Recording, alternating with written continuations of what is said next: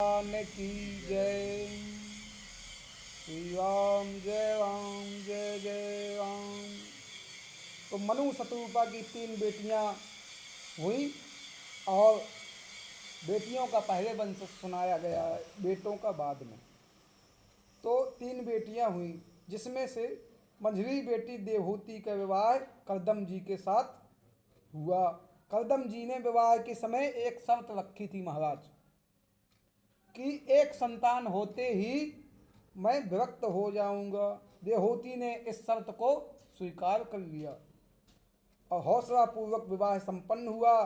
पुत्री से विदा लेकर माता पिता तो अपनी नगरी को लौट गए, और शादी होती ही करदम जी समाधि लगाकर बैठ गए। बोले भक्तवत्सल भगवान की जय।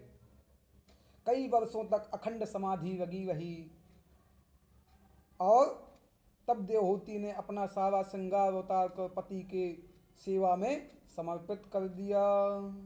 और कई वर्षों के बाद जब समाधि खुली, करदम जी ने देवहूति को देखा और देवहूति को देखकर करदम जी गदगद हो गए। तुष्टो हमेद्या तव मानवी मान दया सुसया परमया परया भक्तया यो देहिना मयमतीव सुत्सव देहो नामेक्षितं समुचितः क्षुभितां मदर्थे। बोले भक्तवत्सल भगवान की जय। करदम जी बोले, हे मानवी, अरे मनुपुत्री, हम तेरी सेवा से बड़े प्रसन्न हुए हैं। और संसार में व्यक्ति अपना शरीर सबसे ज़्यादा प्यारा लगता है, व्यक्ति को अपना शरीर सबसे ज़्यादा प्यारा लगता है। पर तुमने तो मेरी सेवा के लिए अपना शरीर का भी कोई ध्यान नहीं रखा है। देवी बोले, क्या चाहती हो? करदम जी बोले, देवी आप क्या चाहती हो? देवहूति ने कहा, महाराज आप मेरे पति परमेश्वर हैं, आपको प्रसन्न रखना मेरा ही परम धर्म है। फिर भी आप कुछ देना चाहते हो तो हम सद्गृहस्थ बने रहें। हमारी एक संतान होनी चाहिए और मुझे कुछ नहीं चाहिए। आपने ये शर्त भी रखी थी, ध्यान कीजिए। करदम जी प्रसन्न हो गए, तुरंत हाथ में जल लिया। संकल्प करके जैसे ही जल छोड़ा कि अद्भुत विमान बनकर तैयार हो गया। और विमान में कैसा कि जो संकल्प के द्वारा चलता है, डीजल पेट्रोल उसमें कुछ नहीं लगता महाराज, वो तो संकल्प के द्वारा ही चलता है। ऐसा अद्भुत विमान है जो आज तक कोई वैज्ञानिक भी नहीं बना सकता। लेकिन एक महात्मा ने संकल्प के मात्र से तैयार कर दिया। देवहूति को उस विमान में बैठने में घबराहट हो गई। शरीर बहुत गंदा हो चुका था, महीनों से ठीक व्यवस्थित स्नान तक नहीं किया था, शरीर पर कोई लेपन नहीं किया। करदम जी समझ गए। निमज्यास्मिन् हृदय भीरो विमानामिदमारुहु। करदम जी बोले, जाओ देवी, पहले सरोवर में स्नान करो। और ज्यों ही सरोवर की ओर बढ़ी कि 10 कन्या आ गईं। 1000 कन्याओं में कन्याएं सरोवर में प्रकट हो गईं, जिन्होंने उबटन लगाकर देवहूति जी को स्नान करवाया और श्रृंगार करवाया। अप्सराओं ने जैसी दिव्य देह चमकने लगी। दोनों दंपत्ति उस विमान में फिर प्रविष्ट हो गए, बैठ गए और वर्षों तक विषयों का भोग करते हुए कालांतर में 9 बेटियों को करदम जी ने जन्म दिया, 1 संतान और 9 बेटी। अब एक दिन करदम जी सोचने लगे कि वाह वे करदम, अपने से कह रहे, वाह वे करदम, तू तो फंस गया चक्कर में। शादी के पहले सोच रहे थे कि 1 संतान होगी, पर यहाँ तो 9 बेटियां भी हो गई।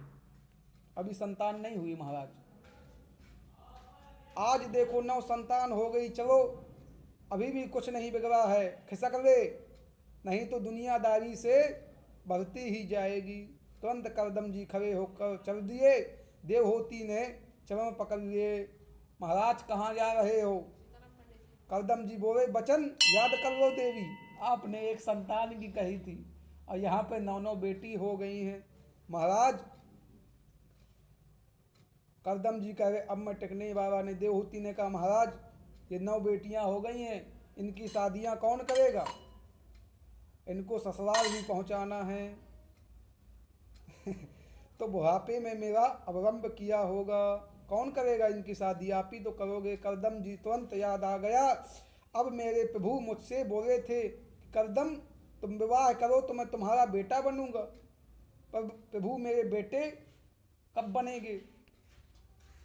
इतना प्रलोभन तो मैंने विवाह किया था।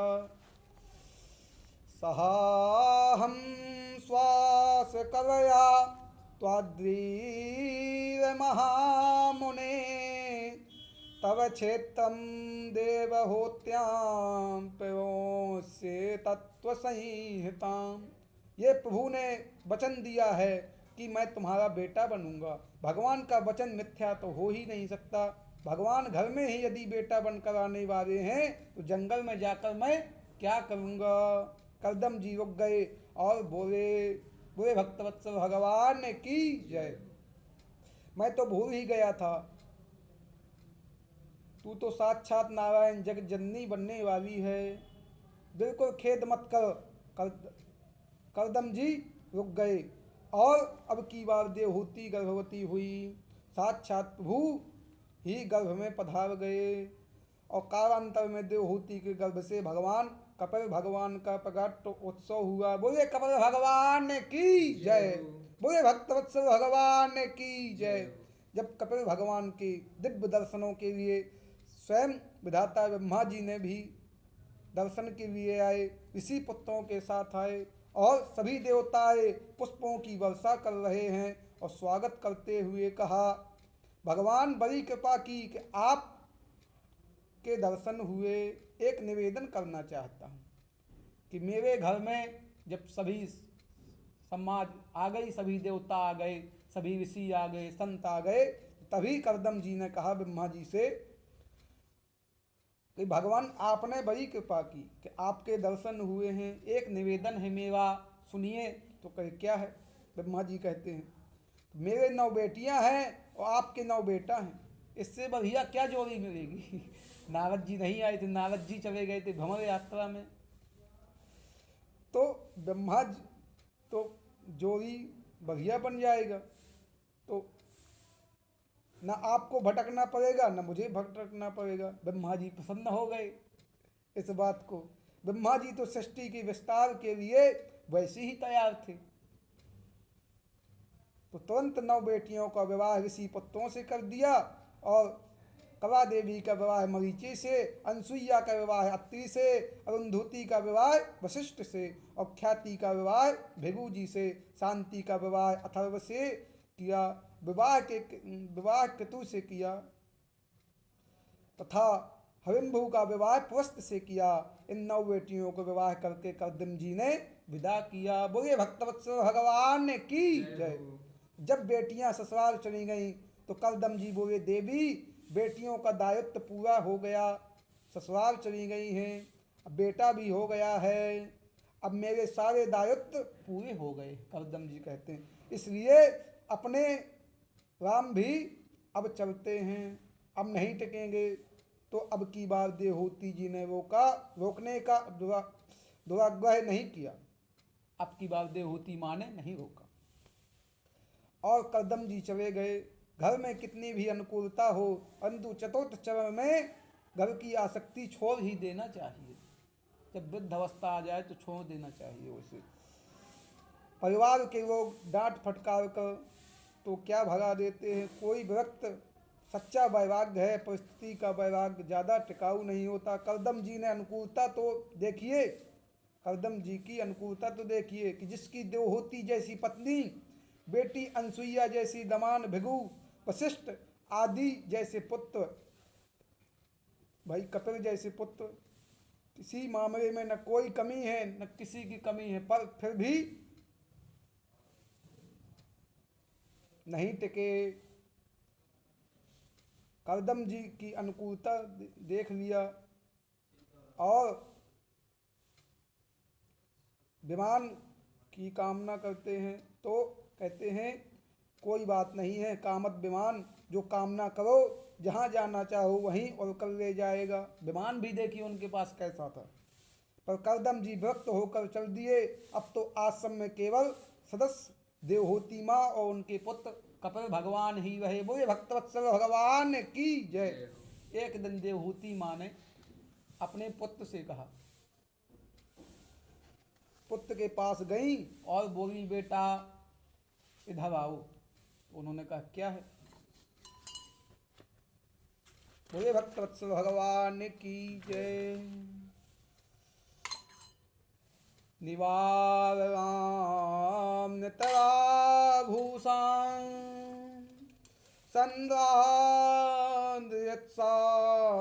सलां येन संभाव्यमानेन प्रपन्नाधम तमा प्रभु। बोले श्री राजा रामचंद्र भगवान की जय। श्रीमते रामचंद्राय नमः। तो माता देवहूति पूछती हैं, हे प्रभु, संसार में जितना सुख मैंने भोगा है, इतना सुख कोई भी स्त्री कल्पना भी नहीं कर सकती है।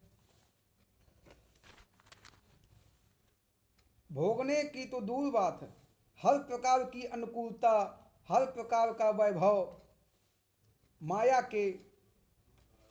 मायके में राजकुमारी बनकर रही और ससुराल में करदम जी जैसे परम योगी संत पति मिले और कामत विमान दिव्य भोगों का सेवन कराया, परंतु इतना सब पाने के बाद भी मेरी आत्मा तृप्त नहीं है। अब मेरा मन भी असंतुष्ट है। तो बेटा, आज मैं तुझे केवल अपना बेटा समझ रही हूँ। सुना है तू साक्षात भगवान नारायण। कपिल भगवान साक्षात नारायण ब्रह्म ज्ञान संपन्न है। मैं चाहती हूँ कि अपना ज्ञान खड़क करके उठाकर मेरा ज्ञान वृक्ष के सहित नष्ट कर दो। मैं तुम्हारी शरण में हूँ। बोले भक्तवत्स भगवान की जय। तो कपिल भगवान बताते हुए कहते हैं, तम त्वाम गताहम शरणं शरण्यं, तम त्वाम गताहम शरणं शरण्यं, स्वाभेत संसार तरो कुठाराम, जिज्ञासियाहं प्रकृते पुरस्यां, नमामि सर्वामिदां वरिष्ठम। कपिल भगवान ने 8 अध्यायों बड़ी अद्भुत सांख्य योग की उपदेश दिया। इन 8 अध्यायों को कपिल अधिष्ठाध्यायी कहते हैं। कपिल भगवान कहते हैं, माँ, संसार चाहे जितने विषय जीव को प्राप्त हो जाए, कितना भी विषयों का भोग कर ले, पर वास्तविक में तृप्ति इससे नहीं मिल सकती। इंद्रियों का तर्पण विषय आत्मा का तृप्त वही जाता है, और विषय में तो स्वयं अपूर्ण है। उन्हें पाकर हम पूर्ण कैसे हो जाएंगे? जीवन में परिपूर्णता तभी आएगी जब परिपूर्ण से जुड़ेंगे, और परिपूर्ण तो केवल प्रभु हैं हमारे। परिपूर्ण कौन है? प्रभु है। पूर्णमिदं पूर्णमदः पूर्णात् पूर्णमुच्यते पूर्णस्य पूर्णमादाय पूर्णमेवावशिष्यते। उस परिपूर्ण प्रभु के पाद पद्मों में पाए बिना जीवन की परिपूर्णता आनंद ही नहीं सकता। अपने मन को जगत से हटाकर जगदीश्वर में लगाओ। ये मन ही बंधन और मुक्ति का कारण है माता जी। चाबी एक होती है, पर जिस चाबी से हमने ताला बंद किया है वही चाबी से तो ताला खुलेगा। मोड़ने का अंतर है, इधर मोड़ दिया तो ताला बंद हो गया, उधर मोड़ दिया तो खुल गया। तो मन को हमने संसार की तरफ मोड़ दिया तो संसार में हमें बंधन बांधने लगेगा। अब इस मन को माधव के चरणों की तरफ मोड़ दो। ये तो यही मन तुम्हारी मुक्ति का हेतु बन गया है। देवहूति जी प्रसन्न करती हुई, बेटा मन को कैसे मोड़ा जाए। कपिल भगवान कहते हैं कि माँ उसका सबसे सरल साधन है संतों का संग, और जिनका मन उसमें लगा हुआ है ऐसे रसिक संतों को तुम संग करो। वह भगवान के नाम रूप लीला धाम की महिमा गा करके रहो, वही तुम्हारे लिए बड़ी प्रसन्नता है।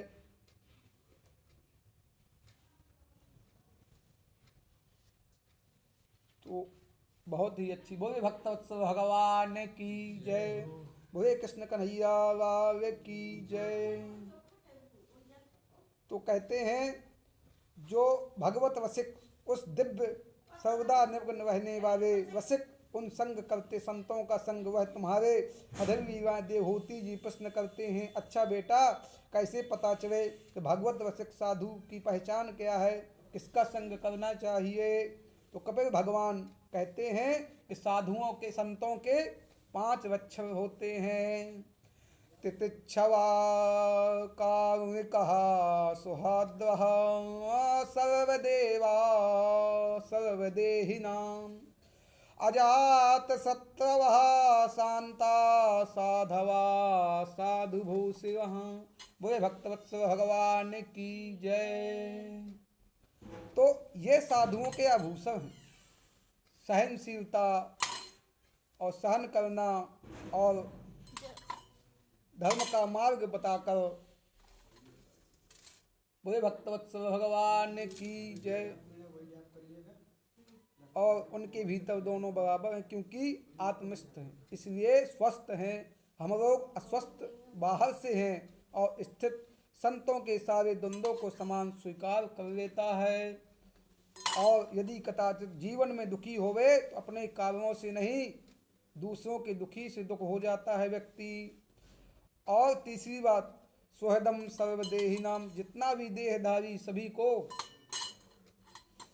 सुहृद माना जाता है, उसे संसार में दूसरा नजर ही नहीं आता। इसलिए बोले भक्तवत्सल भगवान की जय। जो सब में अपने प्यारे का दर्शन करता है तो उसे भी किसी न किसी से दर्शन हो ही जाते हैं। ये शरीर हमारा है पर इस शरीर में अनेक अंग हैं, आँख नाक कान दांत जीभ बहुत हैं, पर आदि सबका मिला करके हमारा शरीर तो एक ही है ना। तो ये ज्ञान सहज में और हमारे ही हैं, इसीलिए किसी न किसी रूप में भगवान दर्शन दे ही देते हैं। बोले भक्तवत्सल भगवान की जय। तो अब दिति मैया कहती हैं कि जैसे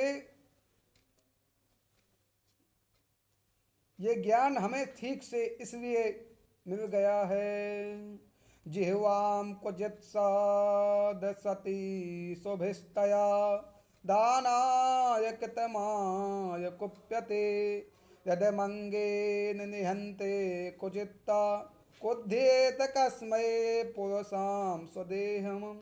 जिस पर क्रोध करे ये ज्ञान हो जाने से संत अजात शत्रु हो जाता है, वह किससे वैर करे, वैर नहीं करता। क्योंकि कपिल भगवान कहते हैं, सिया राम मैं सब जग जानी करहूँ प्रणाम जो जुग पानी। कपिल भगवान कहते ऐसे संतों का संग में रहने से होता है। कहते संताप संगमाम वीर्य संविदो भवन्ति हर्षायानाम कथः तेजोस्वरदस्विना वर्गपात्मधि सिद्धावत भक्तनो कमस्यति। उन संतों के बीच में बैठोगे जो 24 घंटे ही मेरी महिमा सुनाएंगे, मेरी मधुर कथा सुनाएंगे। नाम की महिमा, रूप की महिमा, स्वभाव की महिमा, प्रभाव की महिमा, भगवान की कृपालु की महिमा, ये करुणामय स्वभाव महिमा इतनी मधुर है, सुन सुनकर आप ही दीवाने हो जाओगे। बोले भक्तवत्सल भगवान की जय। तो रति भक्ति होनी चाहिए। अपने आप ही भगवान के महिमा सुनकर श्रद्धा उत्पन्न होगी, फिर धीरे धीरे प्रेम जगत होगा और वही प्रेम बढ़ते बढ़ते विशुद्ध भक्ति के रूप में स्थित हो जाएगा। इसलिए सबसे बढ़िया साधन है बुरे भक्तवत्सल भगवान की जय, संतों का संग करना। और अब आगे कपिल भगवान ने सृष्टि की प्रक्रिया विस्तार पूर्वक बतलाई है। कपिल भगवान अष्टांग योग का वर्णन करते हैं। यम नियम आसन प्राणायाम प्रत्याहार धारण और ध्यान की समाधि साधक को चाहिए कि सबसे पहले पावन भूमि का चयन करें, क्योंकि भूमि का ही प्रभाव मन पर पड़ता है। इसलिए पावन भूमि पर बैठकर आसन को जीतकर विशुद्ध भाव से प्राणायाम के द्वारा मन को शुद्ध करें। फिर भगवान का ध्यान चरणों में प्रारंभ कर दें। फिर नास का अभाग्य से अवलोकन करते हुए भगवान का ध्यान करें। बुरे भक्तवत्सल भगवान की जय। एक तो दुकान होगी, वहाँ से ले आइए।